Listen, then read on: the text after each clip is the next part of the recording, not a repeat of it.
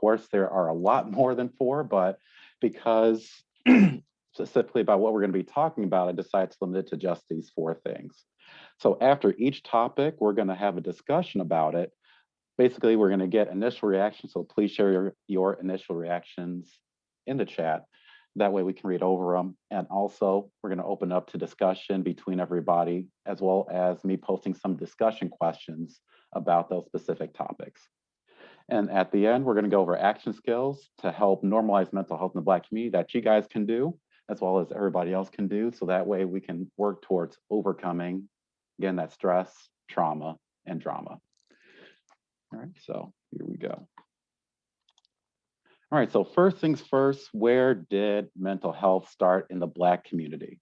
So arguably, it started in the 1600s when African slaves were kidnapped or taken from their homes or sold into slavery in the US. A lot of people argue there, but a lot of other people argue that it started with this person right here called William Lynch. Let me go ahead and edit that real quick. There we go. All right, so basically in 1712, William Lynch came to Virginia and gave his famous speech, How to Make a Slave, as well as delivered his famous letter as well. So essentially, to summarize that speech in that letter, how to fix a runaway angry slave was 1, pit them against each other, right? Pit older slaves against younger slaves, lighter skinned slaves against darker skinned slaves, slaves from different plantations, men and women, so on and so forth. So that way they lose distrust in each other, as well as destroy their sense of community. And we'll take a look at that in the next slide also, as well as their faith in each other. Also limit their knowledge. So basically, don't teach them how to read, don't teach them how to write, don't teach them any of your words or your language. Have them come up with their own words or language, or just teach them ways to understand what needs to be done. And that's the only thing that they need to do, because as we all know, knowledge is power. And one better way to do than limit their knowledge.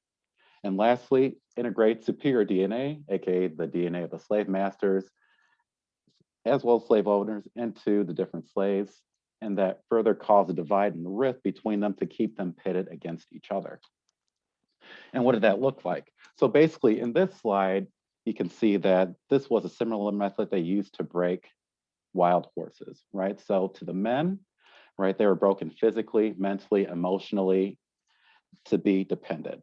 And what that caused in the men were physical abuse, mental abuse, sexual abuse, trauma, anxiety, fear, low self-esteem, low self-worth, separated from, and as well as they were separated from their female slaves and their children to help destroy that male view. And to the women, right, basically that focus was to destroy the Black male image for them, so that way they could be more reliant on their slave owners. And what that created in them was trauma, lower self-worth, lower self-esteem, physical, mental, emotional, sexual abuse. And basically what they were taught was to raise their sons to be dumb and strong, right? Raise their daughters to be independent of male slaves and be more dependent on their slave masters, right? And ultimately that leads into this next part about mental health implications for today, right? I wrote this in 2020, but this could be argued for 2021 also.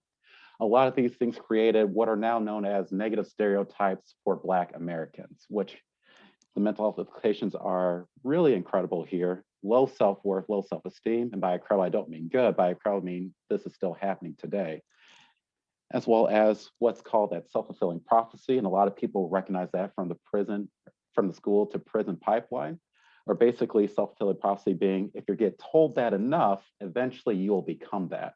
And that creates a lot of depression as well. And arguably, this caused a destruction of the Black American family as well as the Black American community, which created a lot of anxiety, paranoia, abuse, and trauma.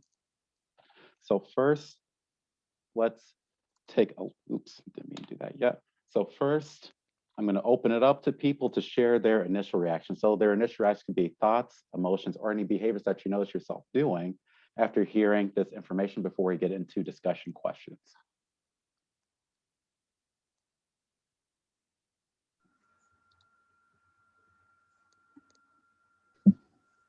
You know, I really feel that your aspect of talking about if they're told that enough, they'll actionalize it. And you see that so much through the media.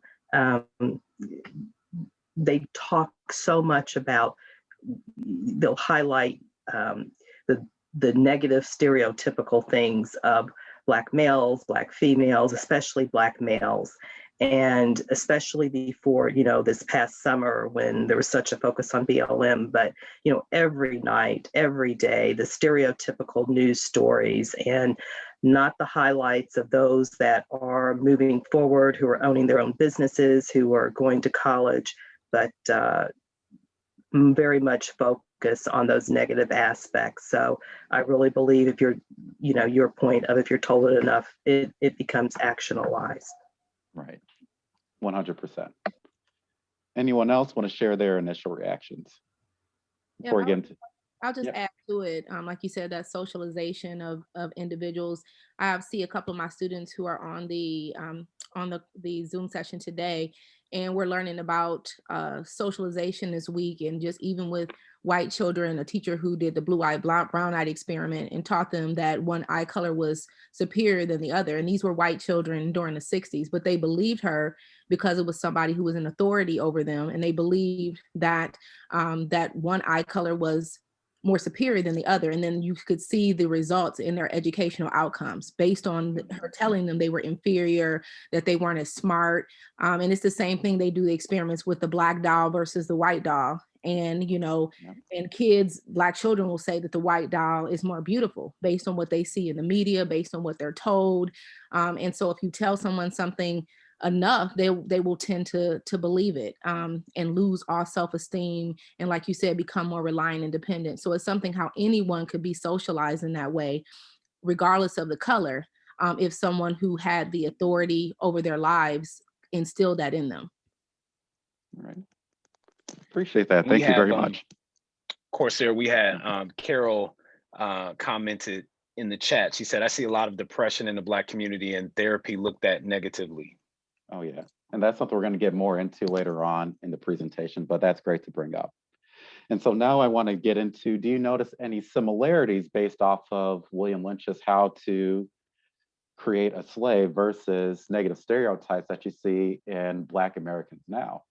And also I want to point out some of the negative stereotypes being, some of the things that are being portrayed in the media even today. So I know a lot of people know about the whole Aunt Jemima situation, right?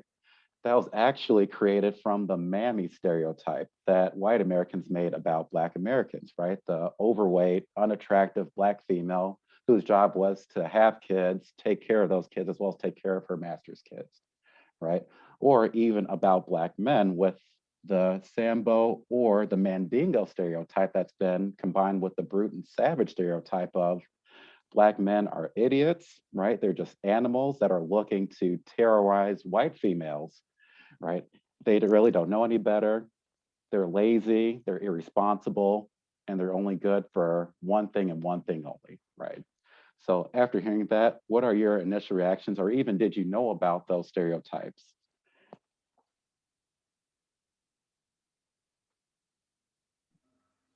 I am on a, there's an entertainment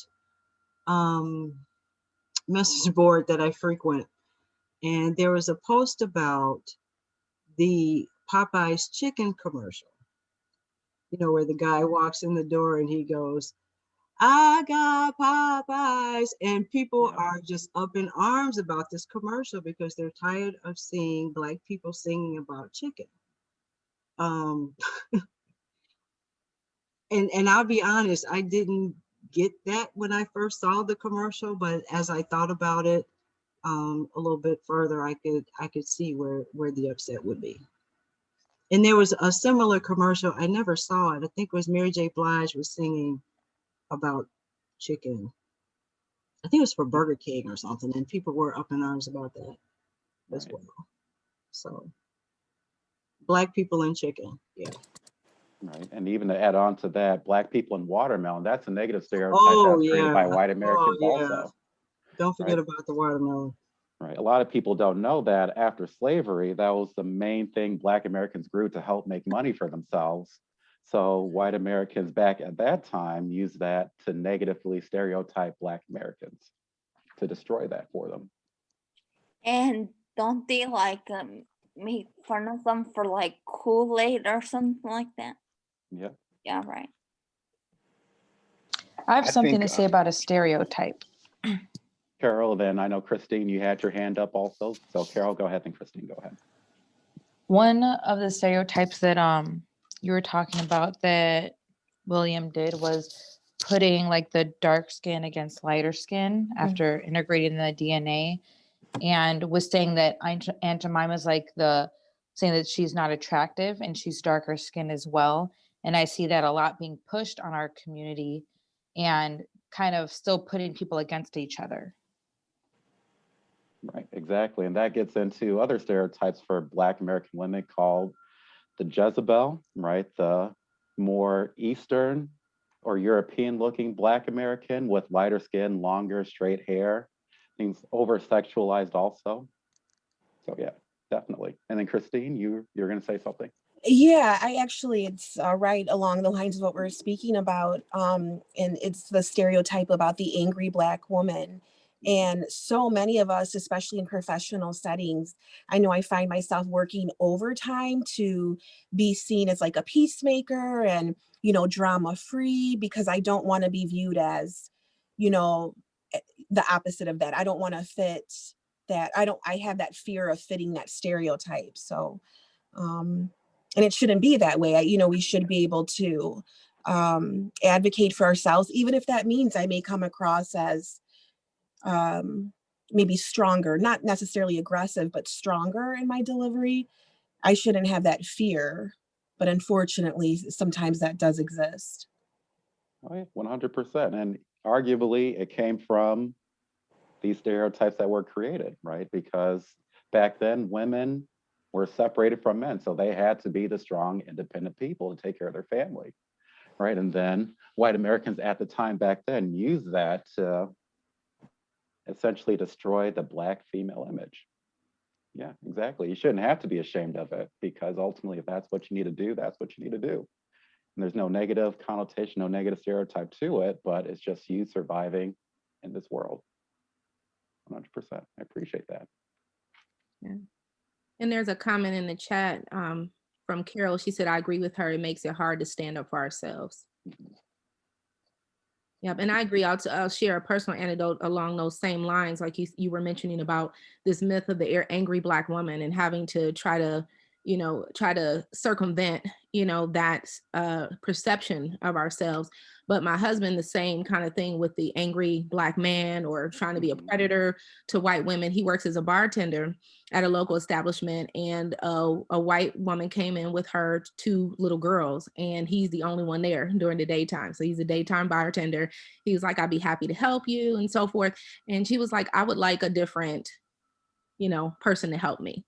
Oh, wow. She was like, I would prefer a female. And she said, I just prefer a female because I have my 2 little girls here, and I prefer a female to serve my daughters. And my husband said, well, I also have a little daughter around the same age as you. I'd be happy. I'm familiar with children. It's not a problem. And she insisted. So he told his manager she really wants a female. And what she wasn't saying is, I don't want a Black male to help me. Like somehow I have this stereotype of a Black male. And he asked a female coworker to come out, and she did help her. And she was like, Sean would have done a really great job, but I'm here to help you. And she responded, I thought I would get better service from someone like you. And his coworker said, well, I think you would have gotten great service from Sean, but I'll help you. But, if it would have been my establishment, I would have asked her to leave, because you can't, come in and then decide who's going to serve you in a public establishment. But again, it was like this stereotype that somehow he wouldn't be well suited to help her, and not really saying because he's a Black male. So it's like trying to counteract that. He's trying to be friendly. He's trying to, appeal to her. Like, I'm no threat to you, and I'm no threat to your daughters. So just a personal example along those same lines. And I appreciate you sharing that. Thank you. Go ahead. As a Black man, I think we find ourselves doing that often, going out of our way to reassure, especially white women, that we're not a threat in everyday life. But I think we can see here in 2021, that Willie Lynch was successful in planting that seed in our community. And I can, the mental effect that that has on a group of people is, it's amazing. Obviously, I'm not a mental health professional, but I can just, the impact on somebody's self-worth and confidence to live their life in the face of having these concerns all the time, like Christine mentioned and Latasha mentioned. You know, you can't be as effective as you would like to be in your professional settings, always having to look over your shoulder, always having to be concerned with how you come across. Can I communicate in the same way as my colleague who is not Black and still be safe in my job? So I think that that has made a major impact on like mental health at various levels in our community. Definitely. All right, I appreciate everyone sharing. That was a really great discussion. And this is only just the first topic, right? We still got 3 more to go.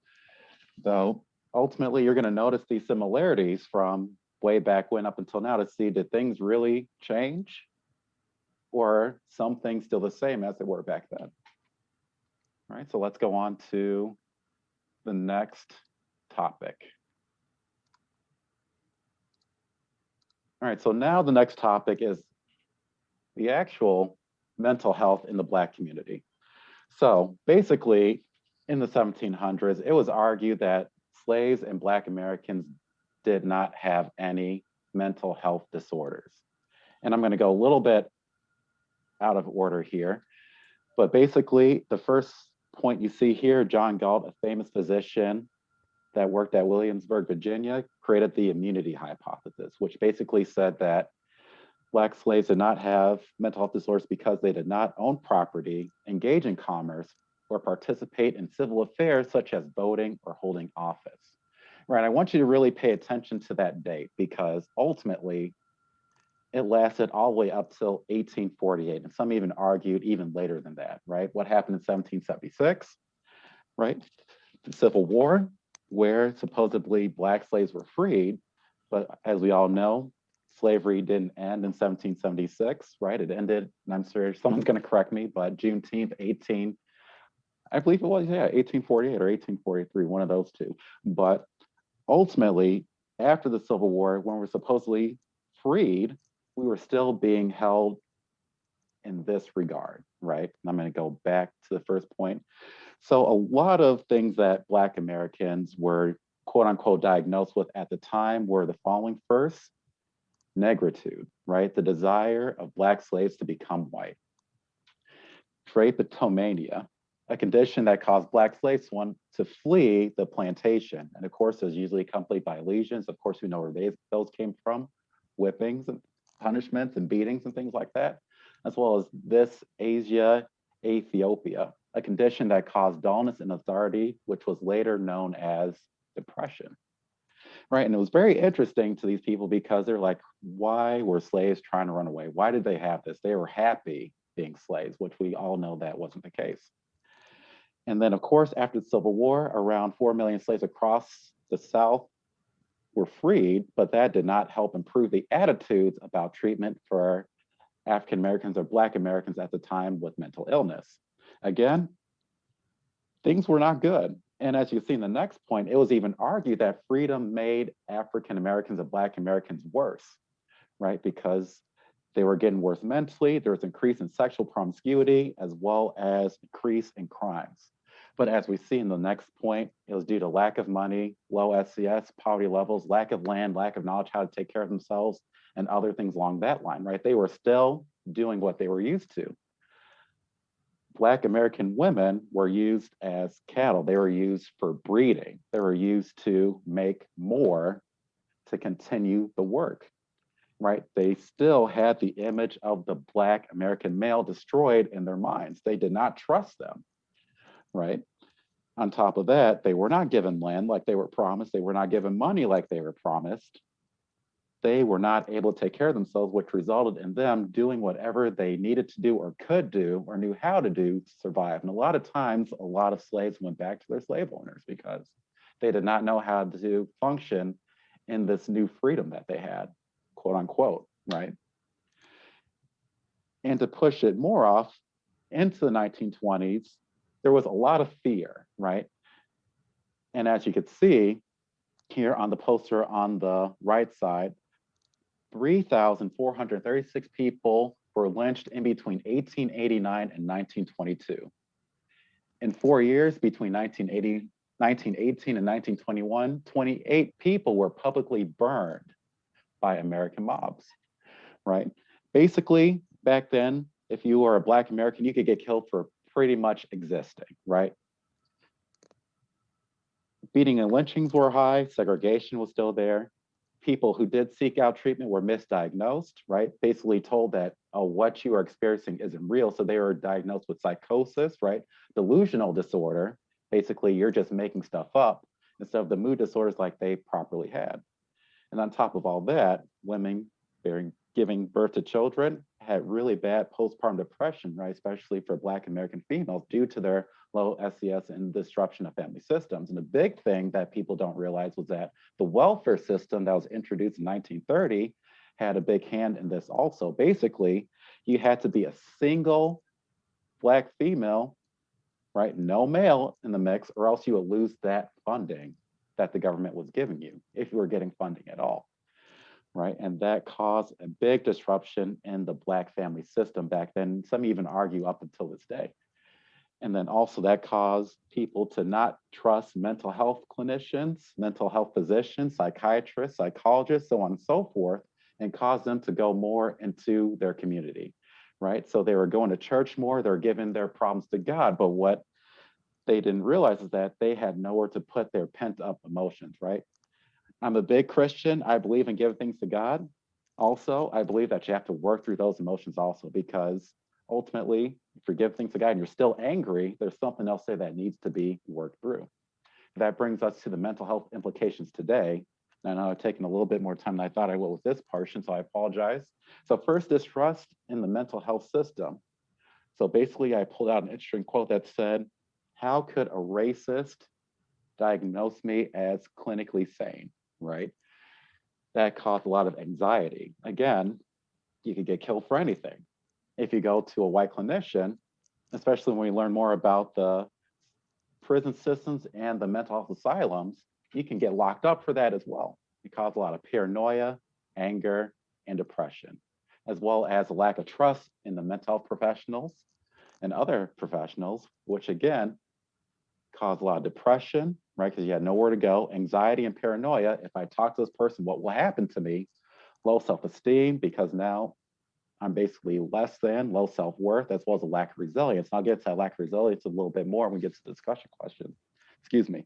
And then putting more faith into non-mental health personnel, and mostly non-professionals, for example, family, friends, and church, because I have to go somewhere with this.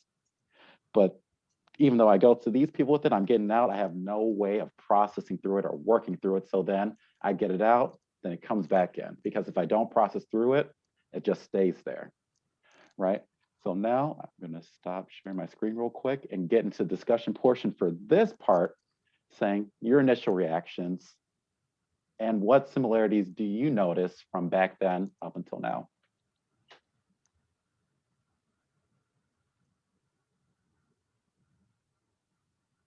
Oh, go ahead, Carol.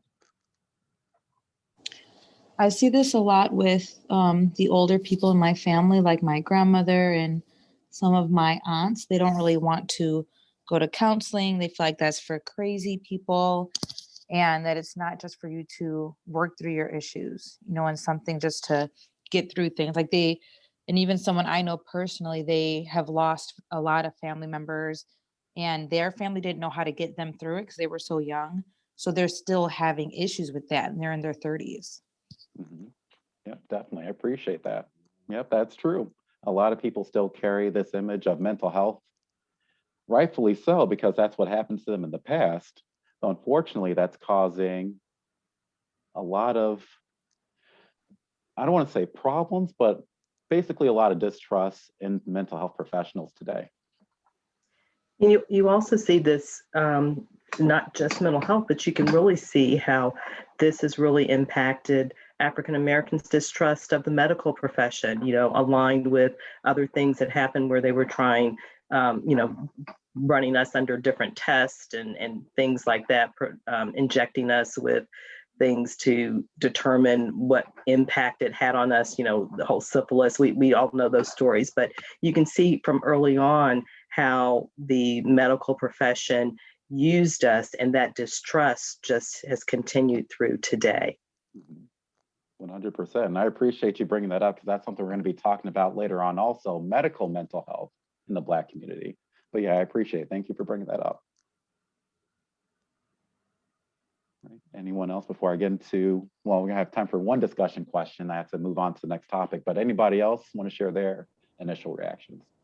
Yeah, I think like I agree with the sentiment of my older family members who don't really understand mental health, like wanting to get better in their mental health. But two, like we see so much of professionals who don't get what we're saying. And so sometimes we get gaslighted or just feel like, am I in this alone? Am I crazy just for feeling societal pressures or racism or whatever? But we don't know how to voice it. And so like navigating those things, it's hard for a lot of people to go to a professional, even if they want to, just because like, it seems like people don't get it when we do go. Yeah, 100%. I agree with that. And now I want to share, well, one thing with you guys that I found really interesting that plays into the fear of Black Americans, which is 100% justified. So as we all know, well, I don't know how many of you guys know about Black Wall Street, right? A prominent Black community that was destroyed by white Americans back in 1921, though we realize these things are still happening even closer to today. So 1985, there was a police bombing in Philadelphia to combat Black activists. And yes, you heard me correctly. They used a satchel bomb, a bomb used in World War II, to bomb a Black community to target Black activists of the MOVE group, not an acronym. Basically, tying that fear of, is this what white Americans think of me at the time? Now, remember, this is 1985. I was born in 1989, to date myself a little bit, right? 4 years before I was born, but you're surprised to hear that these things go on. And even now, today, you see, especially with the advances of technology, of Black Americans being mistreated, being killed for no reason, just like we were back then, or just like they were back then, I apologize. We see that history is essentially repeating itself. So what are some other ways that you guys see history repeating itself, especially in these things? I was actually going to mention this a little bit earlier, but I think about the poster that you put on there from the NAACP that said, these lynchings happened and there's no consequences. We basically see that in policing right now, of Black and brown bodies, people just getting killed or maimed, and there's no consequences. And I think that I was a sociology major in college, so thinking back on what I've learned there, that after slaves were emancipated, policing, like personal policing, basically started to ramp up, and that's basically what developed America's police system. So it's just a systematic racism that just has carried on for such a long period of time. It's just absolutely ridiculous. So that's like definitely connection that has carried on through the 4 centuries, like you've said. So yeah, appreciate you saying that. That is 100% true. It is. And it's really unfortunate, right? And a lot of people say that Black Americans are crazy for not trusting. But as you realize, even as recent as 1985, now as recent as 2021, we see that these things are still happening to Black Americans in our community, which is really unfortunate. And I just wanted to add to what Lisa was saying. There's also just a desensitivity to it as well, the same way it was during, when Black people were lynched during the, the 40s, 50s, 60s. It was, a social event. It was as if, this is commonplace that this would be happening and no one felt the horror. And it's the same thing with the with the police brutality. It's like, okay, this person got killed, and then on to the next news story. Right. It's almost like a desensitivity, like, now we're used to Black men being killed by the police. And it doesn't even raise an eyebrow in some instances. And so we have to be careful of that desensitivity as well. Mhm. Yeah, exactly. Exactly. Desensitization. And you're going to see a lot of that when we move on to our next piece. So I appreciate that. Thank you very much. Anybody else want to react before we move on to our next topic? All right. Go back to sharing my screen. All right, so next topic, I know someone touched on this a little bit ago, medical mental health in the Black community, right? So everybody knows about euthanasia, or hopefully everybody, a lot of people do. It was really big during World War II, right? Hitler had the idea to create the perfect civilization, right? A lot of people don't know that that actually happened here in the United States as well, right? The sterilization, first it started off under the guise of the sterilization of people who didn't have the quote unquote ideal genes, but that prominently targeted more African Americans, especially African American women in the 1930s, right? And this lasted into the 1970s, but basically what stopped it was what happened in Germany during World War II, which is very ironic because World War II ended in 1945, right? And this still continued on into the 1970s. And then, like someone else mentioned, a lot of times Black American slaves were used as guinea pigs for surgeries, right? We hear a lot about how that happened in the Holocaust, how the Germans utilized Jewish people to figure out new things for medical advancement. Same thing happened here in America for Black Americans in the United States. So for example, lobotomy practiced on Black American slaves, where at the time before they invented where you can cut into the first part of the forehead, they stuck an ice pick in between your eye and this top part of your head to go in, scramble the brains, and pull out that front part. Right? They practiced that on Black American slaves in the 1800s.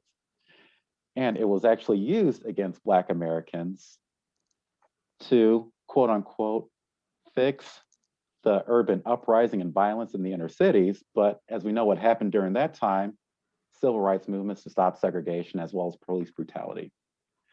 And another thing that was argued was done to destroy the Black community as well was the crack epidemic, right? Crack being introduced into the Black communities.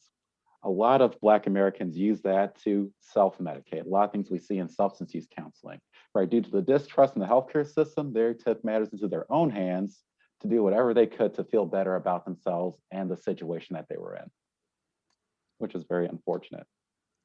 And mental health implication that has on today, again, distrust in mental health professionals as well as the mental health techniques, right?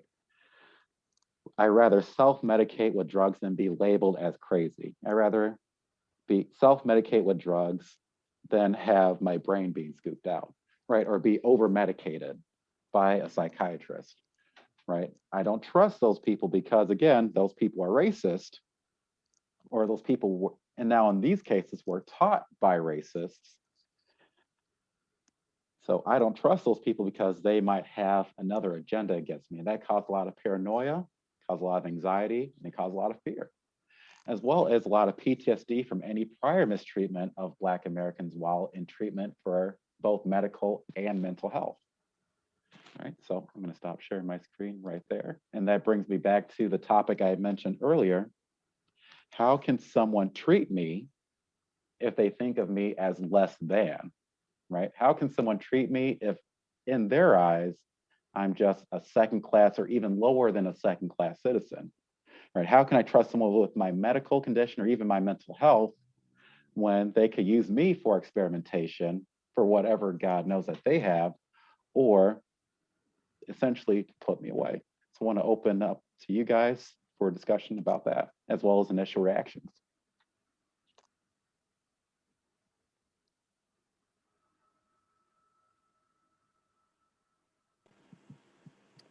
Because, of course, here, real quickly, I would just say that my initial reaction is, unfortunately, that mistrust still exists, even with the, as we all know, with the COVID-19 vaccine. You hear in certain communities, especially, I have a buddy who lives in a certain part of the city of Chicago where majority of people are not interested in taking a vaccine, and they will still reference the Tuskegee experiment from decades ago. But again, you know, that lack of trust could eventually lead to a loss of life. And I think that's why a lot of people have elected, a lot of celebrities and other individuals have elected to receive their vaccination shot publicly, just to deal with that lack of trust that African Americans have about the medical professionals. So just wanted to make that comment. Mm-hmm. And I appreciate that. That is 100% true, right? You definitely hear today, right? I'm not going to get the vaccine. Who knows what's in it? They can get it first, right? There's a lot of that mistrust. Yeah, definitely appreciate that, Greg. Thank you.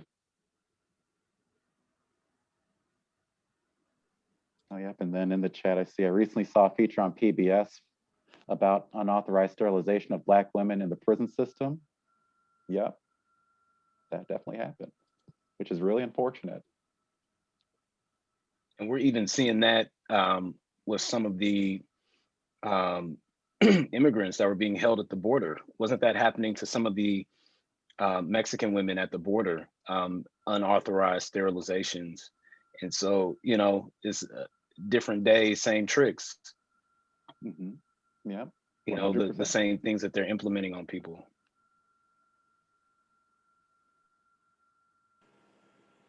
Yeah, 100%. It's true, right? They just find a new way about going about it. Same stuff, different day. Exactly.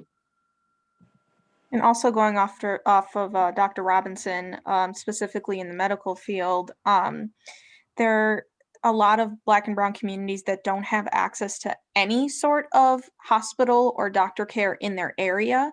They're not built there, and if they can't get there, then they just don't get it. I remember reading a stat once that, I don't know the exact numbers, but I know it was like over 50% of Black women have a higher chance of getting breast cancer just because they don't have access to detect it.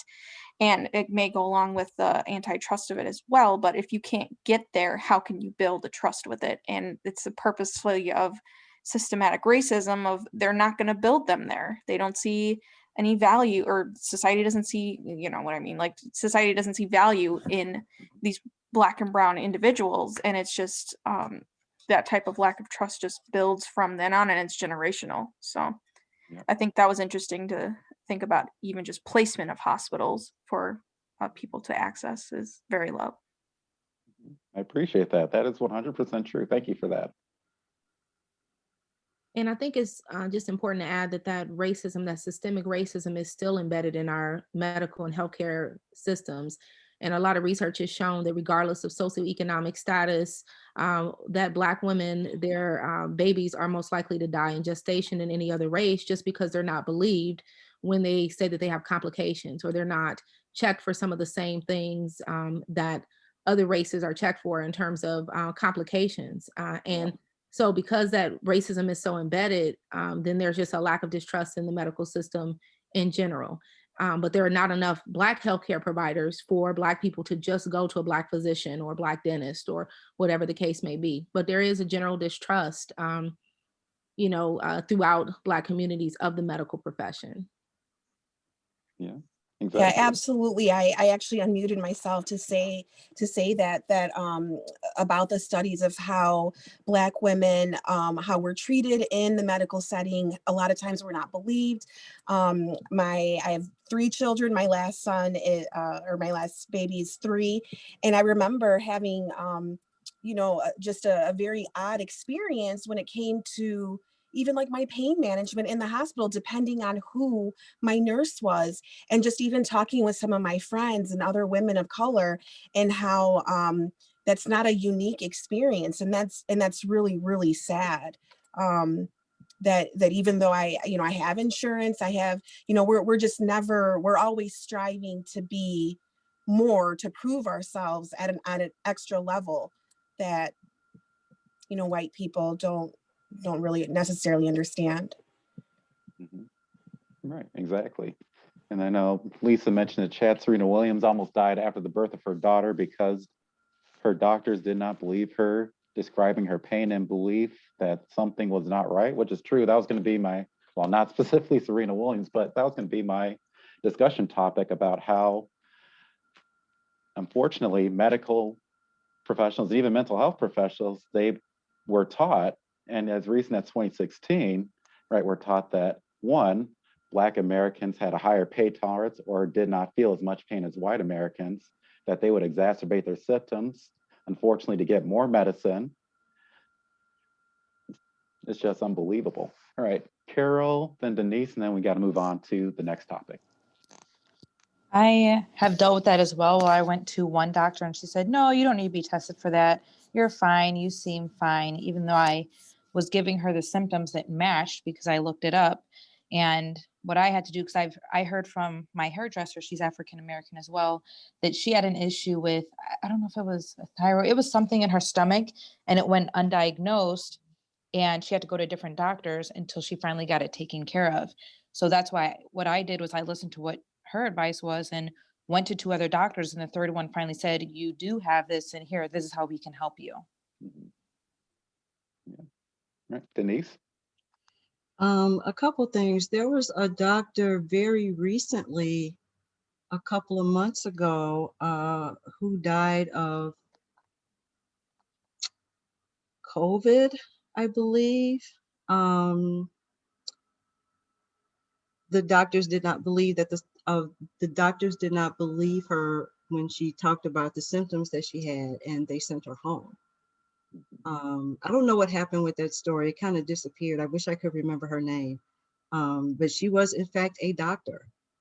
And they didn't listen to her. A second story I wanted to relay. I remember when I first started working at ECC and I had to choose a medical doctor. And there were just so many names. And I was like, who am I going to choose? And I chose a doctor based on her name because she sounded like she was Black.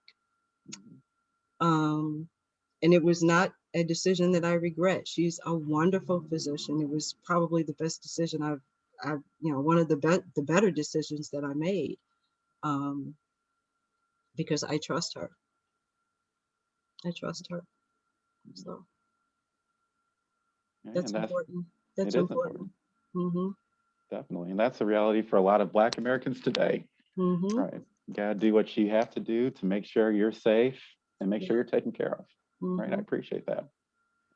All right. So I know it's 3:46, so I'm going to get into my last topic before we get into the action topics. I want to be cognizant of everybody's time, but I really do appreciate the discussion. All right. So last thing we're going to talk about is mental health facilities. All right, from the 1700s up until now. So first, we got to focus on the 1700s up until the Civil War, because essentially, as we all know, the immunity hypothesis was in place. Though ultimately, what happened was, for those that were sent, it was basically segregated, right? They believed that if Black Americans were combined with white Americans, it would get in the way of the treatment of white Americans. So normally, they were misdiagnosed. Essentially, they said, no, you don't have a well, yeah, I mentioned they don't have a diagnosis, and treatment involved either being whipped, beaten, more labor, close to the asylum, or in a prison, or wherever they were contracted. And there was an argument saying that, oh, they're still able to work, so there's nothing wrong with them, right, when these things happen, which is very unfortunate. And then also, getting into the 1800s, after the Civil War, right, things really didn't change much between the North and the South. But in the 1800s, the North started building what they called colored asylums for Black Americans, right? And even then, treatment really didn't change, right? They're still given harsher jobs to do than their white American counterpart patients. they were still misdiagnosed, they weren't believed, and they were stuffed into public housings, jails, and prisons at the time. And what made it really interesting was that at the time, the people that were in charge of them were supposed to pay for it. But after the Civil War, right, they started getting someone else to pay for the upkeep of the public housing facilities and the prisons. And we all know where that evolved to today. Well, if you didn't know, the parish is basically the church. So they got the church to pay for it back then. But today we see that Black Americans are still being disproportionately put into prison for prisons. And even back then, you could be put into prison for anything, right? Black Americans with mental health issues were more likely to be sent to jail instead of going into mental health treatment, right? Black Americans are more likely to be misdiagnosed and labeled aggressive and out of control. That can lead to over-medication as well as mishandling. Essentially, they're being, well, long story short, they weren't being treated well, they were being forced down more, they were being pinned more, they were being treated roughly more, which led to some deaths, both in the prisons and in the mental institutions. And now, as we know, instead of the parish paying for the jails and prison systems and public housing, it evolves to us, the taxpayers now, because they learn how to capitalize on the prison system to make money. And ultimately, like I mentioned before, just fulfills that self-fulfilling prophecy from the school to prison pipeline, where essentially you're only going one place, and that place is jail, right? And that created a lot of low self-esteem, low self-worth, anxiety, paranoia, depression, as well as a lot of distrust in people in authority positions. Right, so I'm gonna stop sharing my screen real quick. And I wanna open up to discussion for essentially, what similarities do you notice from back then up until now, as well as initial reactions?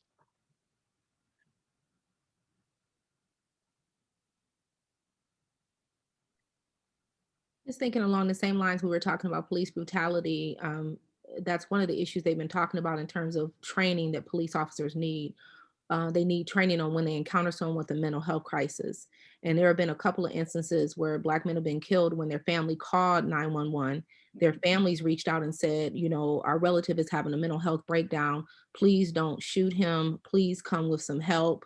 Trying to explain in advance, and their relative still got shot. Police officers need to know when they're engaging someone who's having a mental health crisis versus someone who's a threat. Mhm. Yep, and we even see that happening even now in 2021. I'm pretty sure a lot of people have already heard about the story of that Black little girl in Rochester, New York, right? She was placed in handcuffs and they still pepper sprayed her because she wasn't complying, right? Even one officer. Oh, sorry, go ahead, Greg. No, I was saying she was only 7, if I'm not mistaken. Okay, I apologize. But yeah, exactly. She was still a child. And even the police officer said, stop acting like a child, with her responding, I am a child, right? That should have been handled differently. Unfortunately, it was handled with unnecessary force.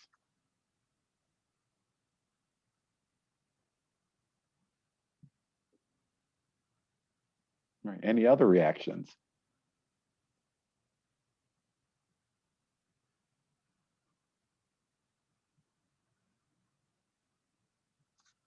All right, so I want to do one quick point. So as we all know, right now in 2020, when the census was taken, 12.8% of the population in the United States is Black or African American. But currently in the jails, or back in 2020, when the study was done, 34% of the population is Black and African American, 29% are white, and the rest are other minority groups that are in the prison system. Reactions to that?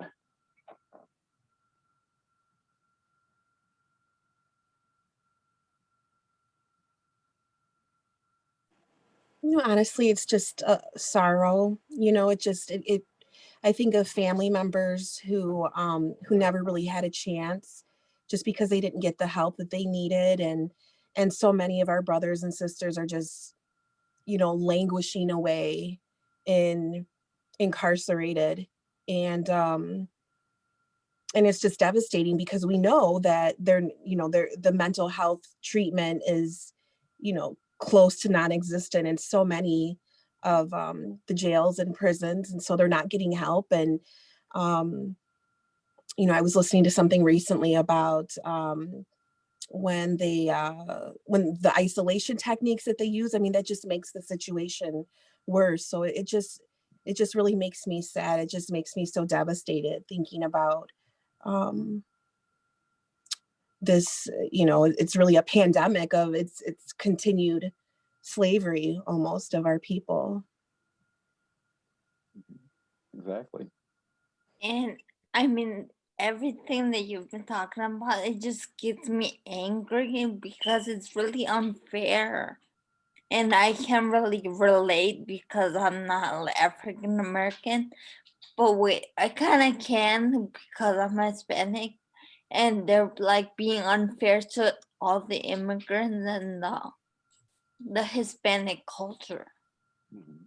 So yeah, it just gets me angry because I mean, yeah, it's unfair. Like what happened and what is still happening till this day to African Americans, women, men, shelter. Mhm. Exactly. And I appreciate that. True. When I Was there? researched this, I'm sorry, go ahead. Sorry.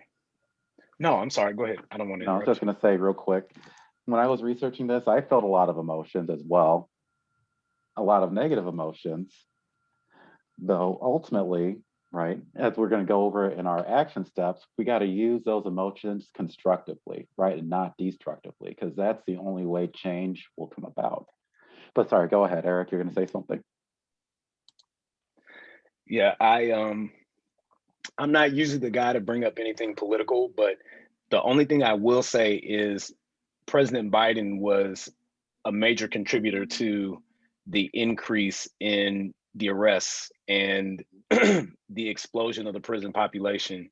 And so I just really hope that in the legislation that he brings forth in the action plans to improve our country, that he addresses some of these issues for the mandatory minimums and for the sentences for minor offenses that filled up our jail systems.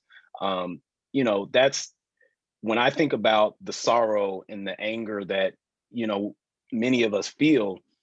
How can that be corrected? And it's with the people that contributed to it now taking steps to counteract the decisions they made decades ago that will helpfully help restore some of the lives, the parts of the lives that these men and women have lost, that these human beings have lost, and to prevent more people from instead of, like Latasha mentioned, having a health crisis and ending up in jail, that they have some sort of intervention and they get the help they need as opposed to just being locked up. And perpetuating that cycle. So I just really hope, when you talk about your thoughts, I just really hope that some action is taken to counteract the decades of unfair treatment and excessive litigation. Mhm. Yeah, I appreciate that. And that's true, right? As we all heard, especially with the campaign going about what President Biden did back then, we really hope that he is a changed man now and that he will work to, right, reverse the legislation that he introduced back then, which is true. And I appreciate that. Thank you, Eric. All right, any other reactions before we go into the action steps?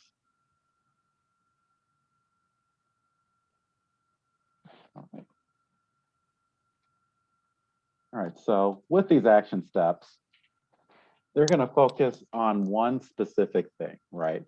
And that's basically normalizing, right?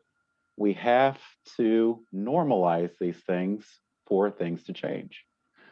So first action step, normalize learning your history, right? Of course, we learn all the time, learn from the past so that way we won't repeat it in the future, right? In some ways, we see that we are starting to continue it, right? Because essentially some of these things never stopped happening. And a lot of people really don't like looking to the past. It's like, oh, okay, the United States, we understand. It was a bad place. It was a bad time. for Black Americans and minorities and things like that. We understand that. We just want to move forward. We cannot move forward until we acknowledge what happened in the past, right?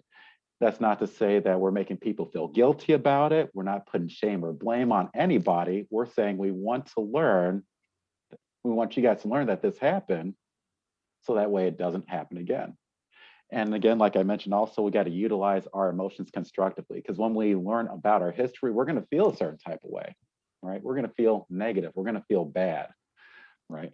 But ultimately, what we have to do is take those emotions, because you have a right to feel those emotions. I'm not saying don't feel them. I'm saying the actions that we utilize those emotions for have to be constructive, right? To build up, to put out positive change instead of destructive, right?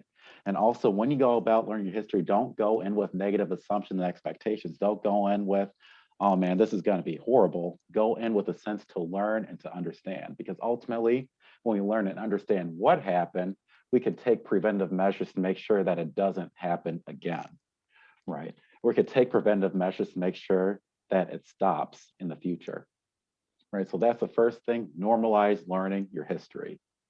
Second thing, normalize taking care of your mental health. So first things first, get rid of those negative stereotypes, right? I'm not saying to forget everything bad that happened in the past, right? I'm not saying that at all. I'm saying that ultimately we understood what happened in the past. And even in the Counseling Association, right, we are introducing things, especially in 1994, cultural concepts and counseling was introduced. And now all mental health clinicians have to take a multicultural course, as well as have cultural competencies in every course that they take moving forward to understand how this relates to minority groups, right? Which would be Black American, African American, Hispanic or Latinx, Asian, Middle Eastern, so on and so forth. So we have to get rid of those negative stereotypes about mental health, because there are people that are there to help you out. Also, be honest about your mental health with others, or whatever it is that you're comfortable with. And that gets into more normalizing, saying, hey, I have these issues bother me, right? And I am taking steps to get help with it. If you do that, then more than likely other people will do that also, and saying, okay, this person has these issues like I do, right? They're taking steps to help themselves through it. They seem like they're in a better place. Maybe I should do the same thing also, so that way I can get in a better place. Again, normalizing that care. And also be honest with yourself, with your thoughts and feelings on mental health stigmas, right? Because ultimately, at the end of the day, the only person that's standing in the way of getting help for your mental health is you, right? Because there are a lot of thoughts, a lot of racing thoughts, a lot of negative thoughts about mental health, right? We have to address those thoughts, really see what's stopping me from doing that. How would I be perceived by other people, as well as how would I perceive myself if I go in to get help? Will I be perceived as less than? Or will I be perceived as taking care of myself? Also, be honest about how you view other people with mental health, especially minority groups, right? Because ultimately, that's going to get in the way of your own treatment if you do decide to go in for treatment, because a lot of people say, well, I don't want to end up like that, right? I don't want to end up crazy. I don't want to end up X, Y, and Z, right?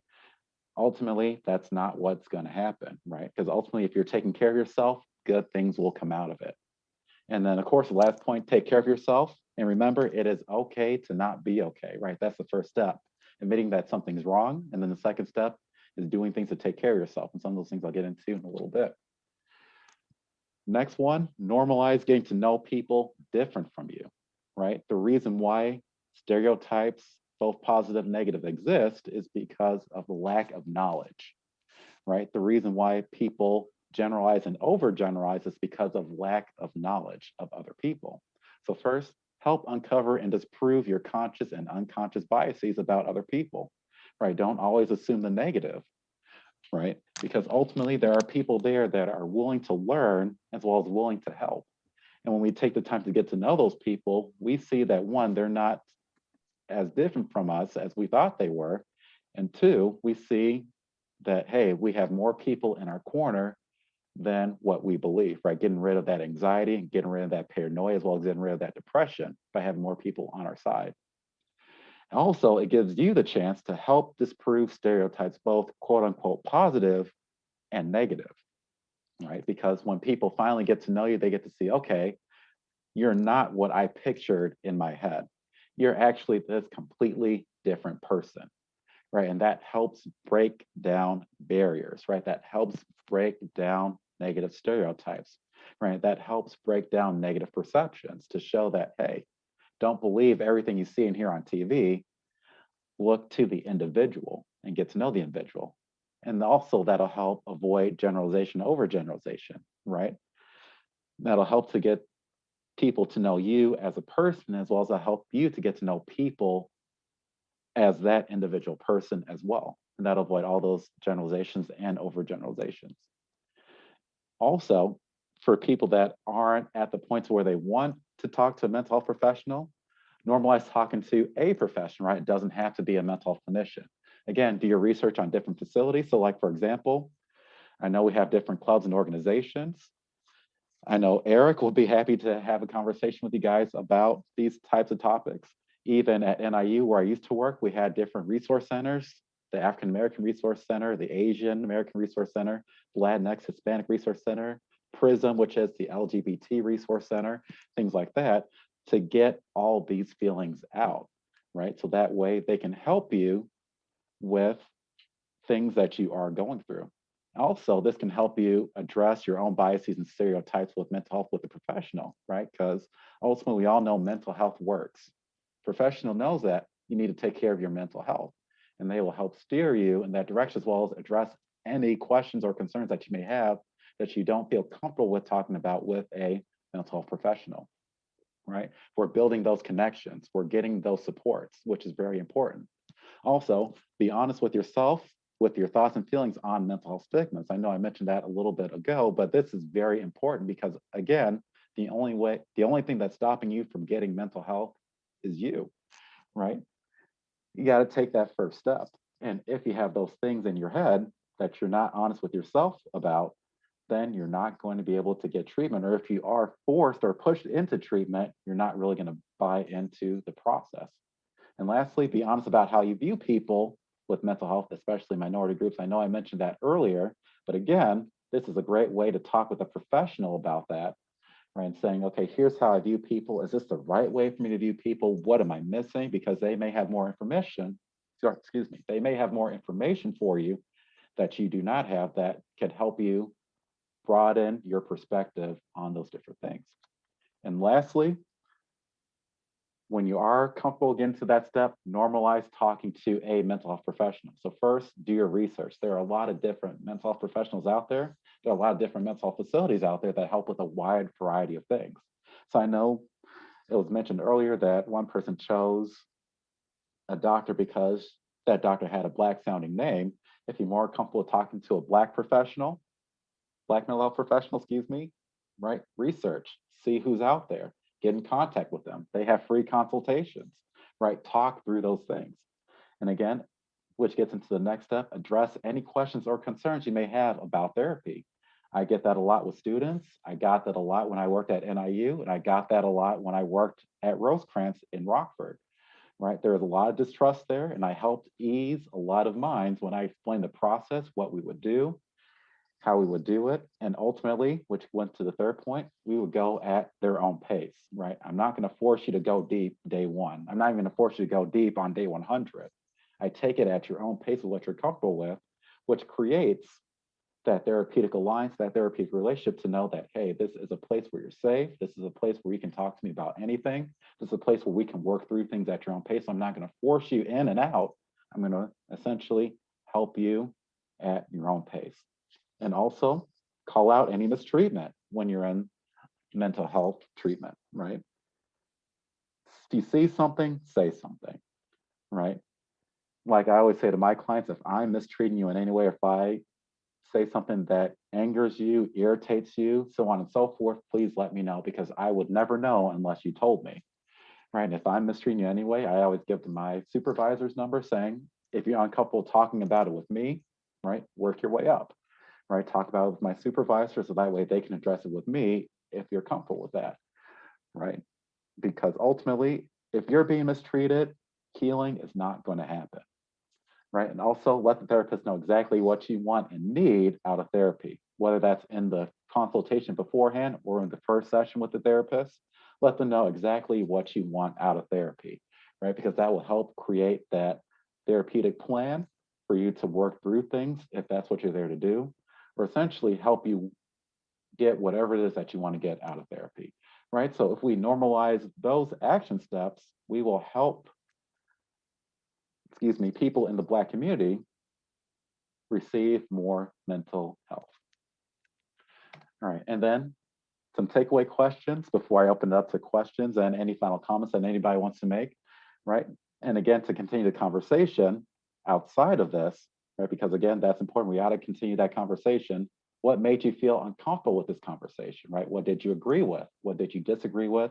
And ultimately, what's the takeaway? Or what is something you're going to do differently based on this conversation? And other than that, that's about it for my references. All right, and then I'm going to open it up for, I know it is 4:10, so I kept people over, so I really do apologize, but I'm going to open up for final discussions as well as any final comments that people want to make, and we will end it there. I know one thing I've really had to do over the last couple of years is to watch my consumption of social media and the news in terms of mental health and everything that's going on in the country today. I don't need to watch every video of a Black man getting shot. I don't have to watch it. So I made a conscious decision not to. And I found myself grappling with this even during the election. I was glued to Twitter. I was glued to, Instagram. I had to know every little single thing that was happening. And it's not good for us to continue to do that. So, yeah, got to limit that social media and limit what we take into our spirits. You can still be educated on what's happening and not be consumed by it. I guess is what I'm trying to say. Yeah, 100%. That's what you need to do to help take care of your mental health, then 100% do that. Yeah. And it helps.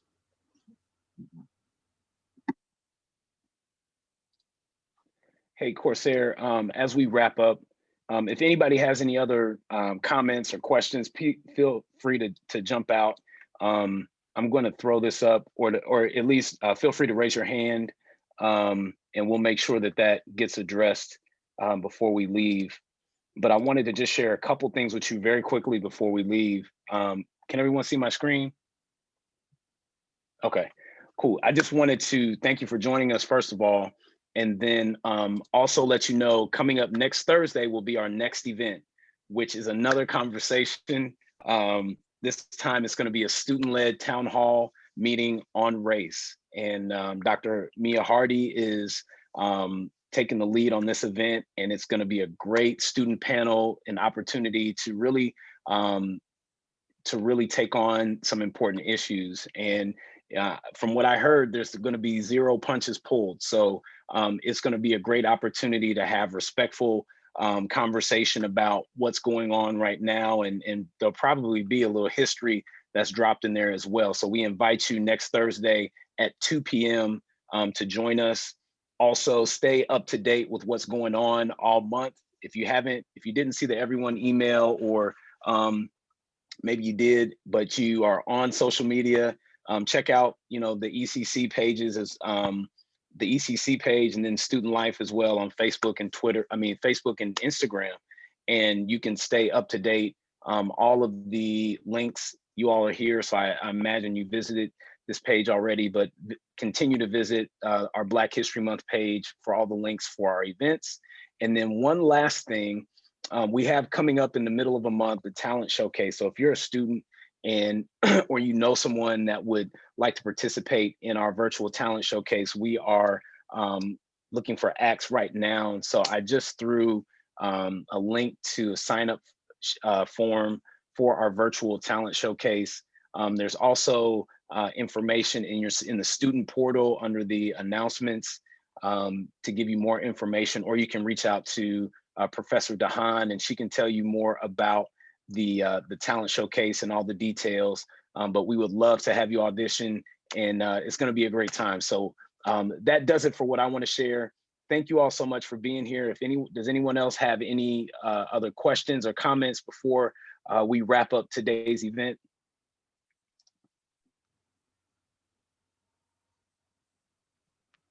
All right. Well, it looks like we're clear. Denise, were you going to say something? Thank you. No, before we Okay. go, I just want to Thank add you in for the one super quick opportunity. thing. Yeah. All right, so Go I ahead, just want to Corsair, I'm mention sorry. super real quick. Sorry, I should have mentioned this while I was going through my action steps. These action steps are meant to help with depression, anxiety, as well as fear and paranoia, especially now with mental health in the Black community, right? We understand people, we disprove those negative stereotypes, those negative biases, right? We see that, hey, it is normal to actually do these things. That helps get rid of depression, anxiety, paranoia, fear, and will help you essentially take care of yourself. Right, that's it. Thank you so much, Corsair. This was excellent. Absolutely. And please be sure, if you find yourself in need of talking to someone, reach out to Corsair or Vinny or Prim or Mary. All of them were on, they're all here right now. You can reach out to our wellness services and they will take care of you. Thank you all for being here. We're so excited for Black History Month. And Corsair threw this in here. Let me see if I can, looks like that came just to me. Oh yeah, or actually, let me just do this. There we also. go. Yeah, there you go. Yep, that's our email. So, oh, sorry. Perfect. Yeah. All right. Perfect. Well, you all have a great rest of your day, and happy Black History Month. And we look forward to seeing you all next Thursday at our next event. And also check out social media. We're featuring our Black History Makers. Though we can't be in person on, on campus, we're still sharing the impacts of the Black community to our everyday society on social media. So check those out on ECC social media. Have a great rest of your day and take care. Thanks for being here. Thank you.